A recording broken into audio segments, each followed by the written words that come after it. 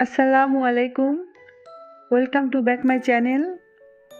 আমি এলিজা আক্তার নাজিব মম থেকে বলছি। যে যেখান থেকে আমার এই ভিডিওটি দেখছেন, আশা করি আল্লাহর রহমতে অনেক ভালো আছেন। আলহামদুলিল্লাহ, আমরাও ভালো আছি। বরাবরের মতো আজকে আরেকটি ভিডিও নিয়ে আপনাদের মাঝে চলে এসেছি। আশা করি ভালো লাগবে।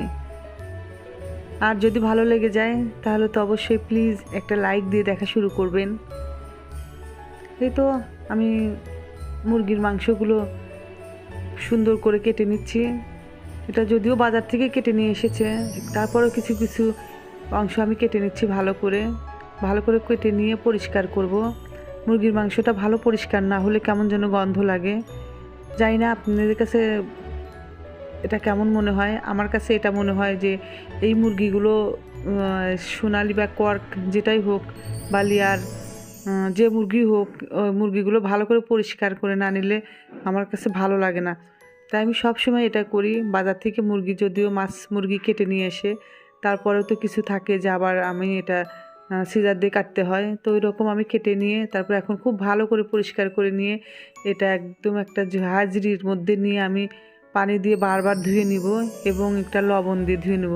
তাহলে দেখবেন এরকম লবণ দিয়ে যদি এই মুরগিটা ধুয়ে কখনো খান তাহলে দেখবেন যে মুরগির স্বাদটাই অন্যরকম লাগছে।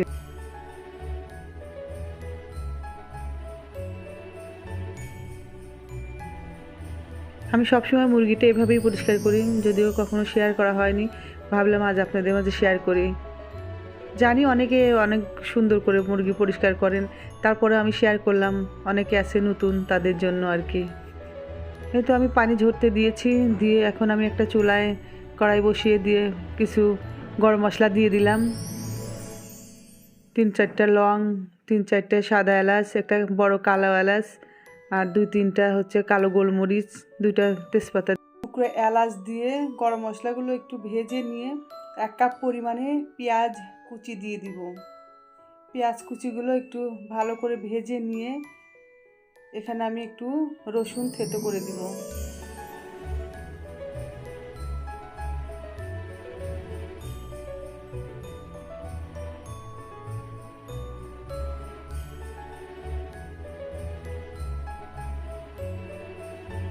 এই সময় একটু রসুন দিয়ে দিলে রসুন যে একটু ভাজা ভাজা হয়, ওই গন্ধটা খুবই ভালো লাগে। যদিও আমি আদা রসুন পেস্ট দিয়ে দিব, তারপরেও একটু রসুনটা ভেজে নিলাম। এখন এই পর্যায়ে এসে আমি একটু আদা দিয়ে দিচ্ছি, 2 টেবিল চামচ আদা রসুন বাটা আর কি। এটা দিয়ে ভালোভাবে একটু ভেজে নিব যাতে আদা রসুনের কাঁচা গন্ধটা চলে যায়। এখন একটু লবণ দিয়ে দিলাম। আর এই তো বরাবর আমি যেভাবে দেই, হলুদ, মরিচের গুঁড়া এবং ধনিয়া গুঁড়া একসঙ্গে পানি দিয়ে গুলিয়ে রেখে তারপরে যে এখন একটু দিয়ে দিলাম। এটা দিলে আমার কাছে ভালো লাগে, এটা মনে হয় কালারটা সুন্দর আসে, এই আর কি। এই তো আমার মাংসটা কষানো হয়ে গেছে, একদম কালারটা অনেক সুন্দর আসছে।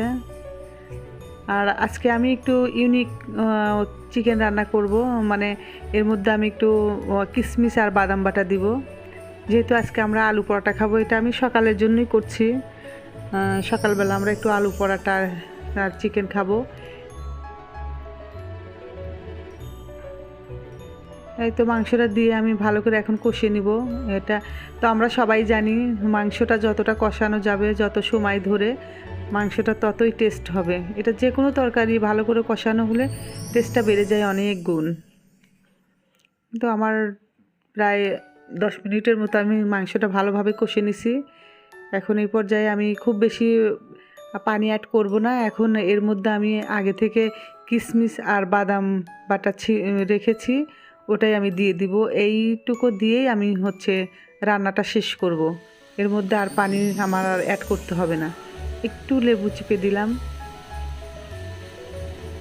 আপনারা না লেবুটা স্কিপ করতে পারেন, কোনো সমস্যা নেই। তবে বাদাম বাটা আর কিশমিশ দিলে মুরগির মাংসটা অনেক টেস্ট লাগে এবং কালারটা দারুণ চলে আসে।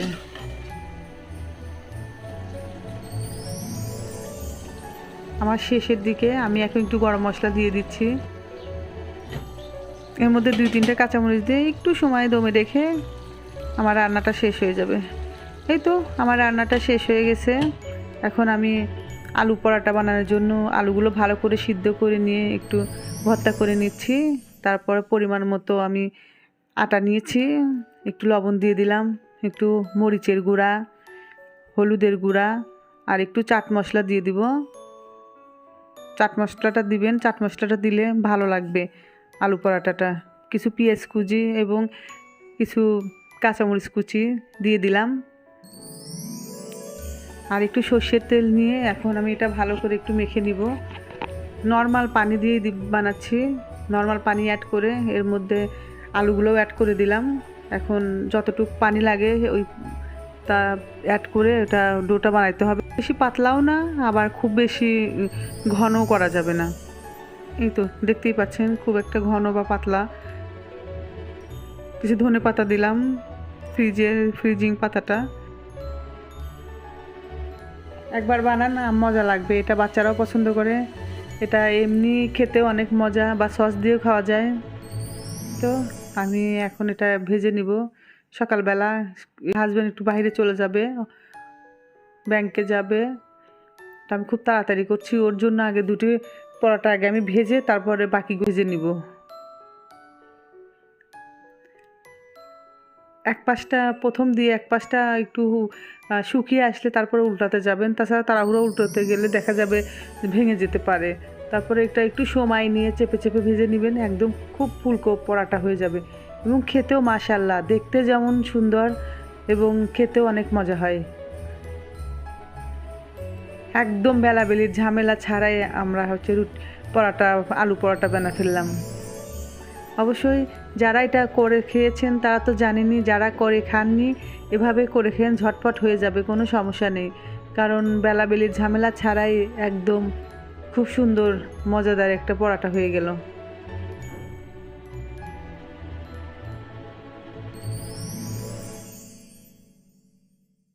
ভেজে নিয়ে দুটি পরাটা হলে আমি খেতে দিব ওকে। জানি না আজকের ভিডিওটা আপনাদের কেমন লাগছে।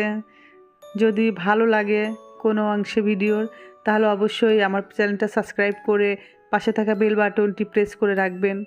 এর পরবর্তীতে যদি আমি কোনো ভিডিও ছাড়ি তাহলে আপনার কাছে নোটিফিকেশান চলে যাবে। আপনি যদি মন চায় তাহলে আবারও দেখে নিতে পারবেন আমার ভিডিওটি। এই তো আমি নাস্তার টেবিলে দিয়ে দিয়েছি, ও রেডি হয়ে গেছে, এখন খেয়ে বের হয়ে যাবে।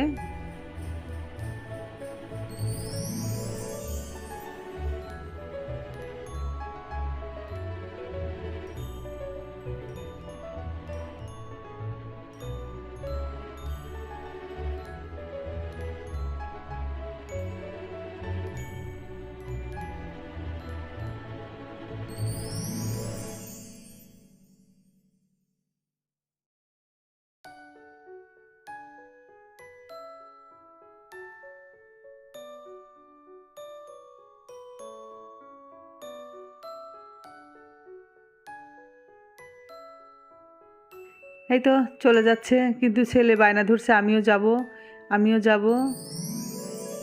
ছেলের বাবা আমাদের আতার কুর্সি পরে ফু দিয়ে চলে গেল।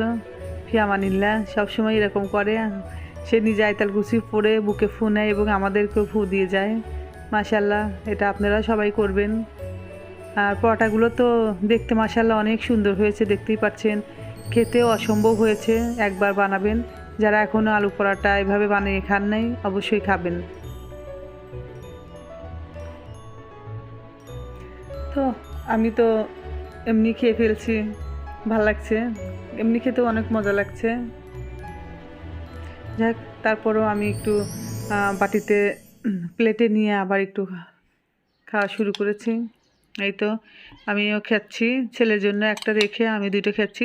যদিও সকালবেলা আমি বেশি খাই না, তারপরেও আলু পরোটা দেখে একটু, বাঙালি তো বোঝেনি, খাইতে না চাইলেও অনেক সময় খাইতে মন চায় আর কি। এই যাই হোক, আমার ছেলের বাবা ছেলেকে বাজার করে দিছে, সে বড় হয়ে গেছে, সে 4 তলা পর্যন্ত বাজার নিয়েও চলে এসেছে। দেখতে পাচ্ছেন, বাহ, এই ভারীও আছে তো, ছেলেটা আবার নিয়ে এসেছে। দোয়া করবেন আমার নাজিব আবদুল্লার জন্য, সে শুধু একটা ললিপপের আশাই এত কষ্ট করেছে। যাই হোক, ওকেও আমি একটু খাইয়ে দিলাম। ও যদিও কিছু দিয়ে খায়নি, এমনি এমনি খেয়েছে, মজা করেই খেয়েছে। এখন আমাদের দুপুরে রান্নার চাপ একটু কম, তো আমরা মা ছেলে মিলে একটু পড়াশোনা করছি, আমি একটু চা খেয়ে নিচ্ছি। আজকের ভিডিওর মধ্যে যদি কোনো ভুল ত্রুটি হয়ে থাকে অবশ্যই ক্ষমা সুন্দর দৃষ্টিতে দেখবেন, আর আমাদের জন্য দোয়া করবেন, আমরাও আপনাদের জন্য দোয়া করি। সবাই ভালো থাকবেন। আল্লাহ হাফেজ। আসসালামু আলাইকুম।